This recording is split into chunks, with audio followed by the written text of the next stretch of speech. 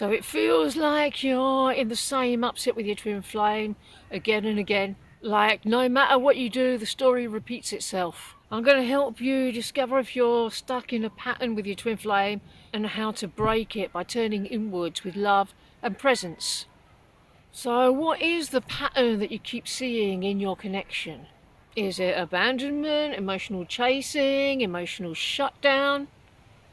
All these things can be really sticky blocks to clear, and it can take a while because the biggest upsets, well, I say biggest in inverted commas, they have often many layers and you have to work through them again and again and again, and it can feel like the same thing keeps coming up again and again, but it's not exactly the same.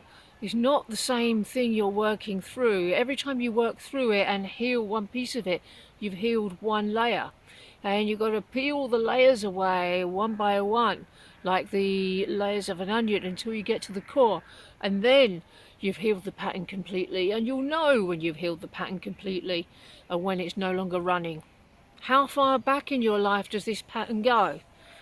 It can help if you really get to the root of it. If you don't know, it doesn't matter. If you're feeling it, just go to the feeling and work through that. And check in with how you respond when the pattern shows up again. Does it make you feel powerless, angry, anxious, or numb? Because those are the feelings that need healing. Like powerlessness can be a very big block for many people, and so you have to take your power back from the situation, from the illusion of ego. Anger is a form of numbing out, so you've got to let the anger gently come up and out, and then you'll be able to drop a little bit deeper and find the deeper hurt feeling beneath the anger that the anger was protecting. The same with jealousy, but you're not going to find out what the underlying emotion is until you've finished feeling through the emotion that was hiding it. What's the first thing you tell yourself when it happens? Because it doesn't have to be anything other than, oh look, I'm having a feeling here, I'm going to work through it. That's it. Are you reacting to your twin flame or an old wound from your past? Because your twin flame is going to mirror every single relationship pattern that you've had until it's healed. So can you separate the current moment from the distant memory? If your twin flame is acting up because they're reflecting this pattern, bear in mind that when a small child is throwing a tantrum, his mother knows that the child is behaving in a deluded way, but it doesn't diminish the mother's love for that child. What does your inner child need when the cycle repeats? What kind of love is your inner child asking for? Are you giving your inner child, that love right now?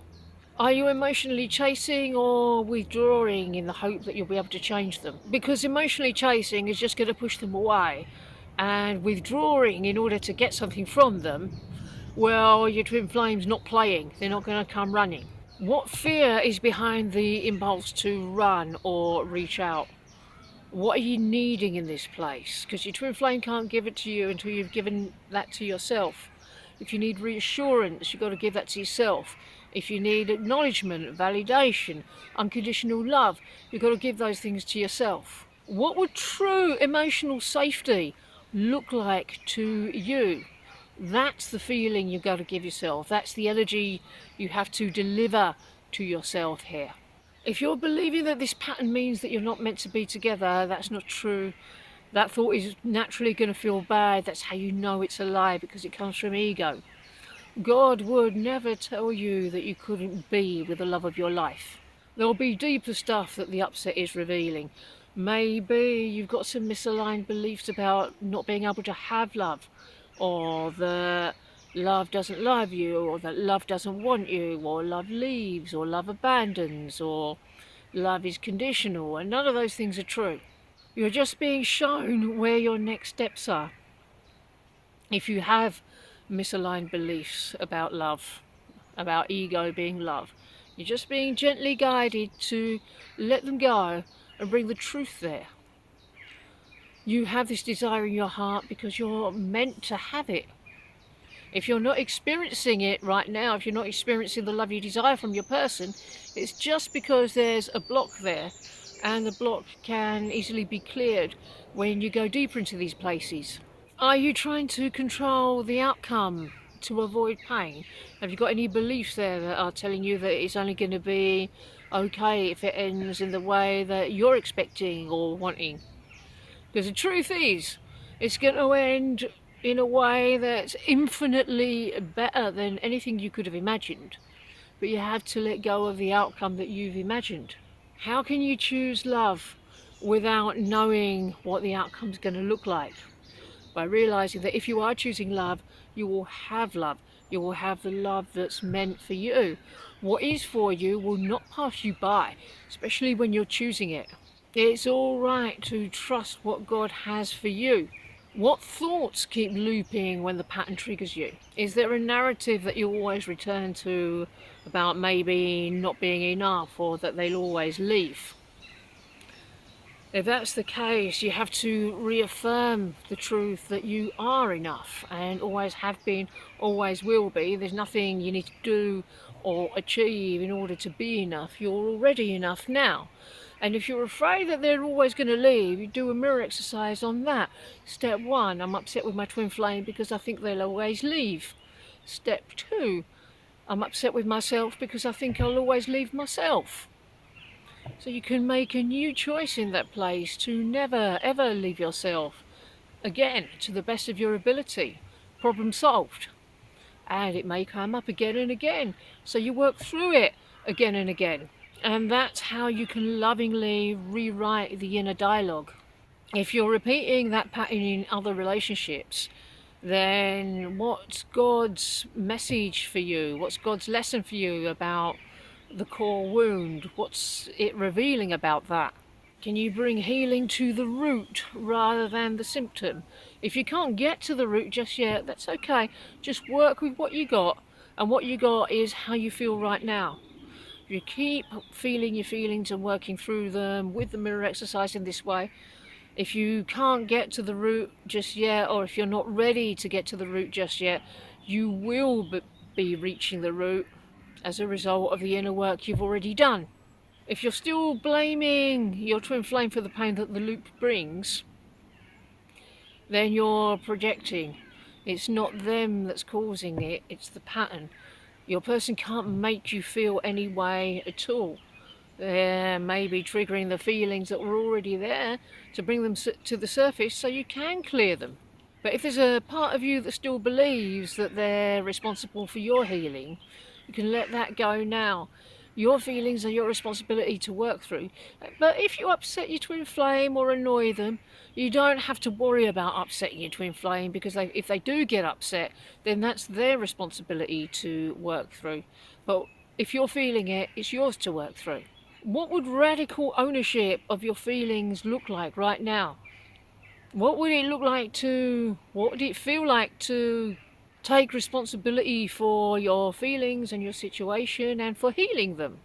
It would be massively empowering, because you are in command of your reality, and you are able to co-create with God, and you are able to shape your destiny with the power of your choices. Your choices are powerful. Don't think that they're not. If you're spiritualizing the cycle instead of feeling the emotions in it, then you're just going to be sitting in your upset. It's not about trying to stay positive. You've got to be honest with your hurt and where you're hurting and why you're hurting and where you're at, and then you'll be able to move forward. That's how your emotional presence can support real change, because sometimes all you need to heal these bad emotions or negative emotions is your own loving presence and compassion. That can be enough. If you're afraid that if the pattern ends, so will the connection, you need to realign here, because your twin flame union is the divine and eternal love of your life. It's not a temporary pattern. What secondary benefit do you think you're getting from hanging on to your pattern? Is it control, attention, identity? In that case, you want to release all identification with the ego, because you are not ego. You are divine. You've got to claim yourself here, your true self, your divine self here. If you're needing love and attention, you've got to give this part of yourself love and attention. Again and again and again, as many times as you need to. Control's not going to help you move forward. Control's just going to keep you stuck, and it's going to give you loads of stress, so you don't want it. Once again, you need to be able to be okay with not knowing and be able to surrender the journey to the divine plan, which is going to be the best plan. It's going to be the one that makes you happiest. You don't have to plan or figure out anything. Are you open to choosing a new response the next time the pattern shows up? What would it feel like to stay grounded instead of spiraling, and immediately get to work on bringing love to that hurt place? This is how you prepare yourself to make a different, loving choice. Your twin flame is not repeating this pattern to hurt you. They're showing you where you still need to heal. These videos talk about the practical healing process to lovingly shift your energy and rewrite your story for good.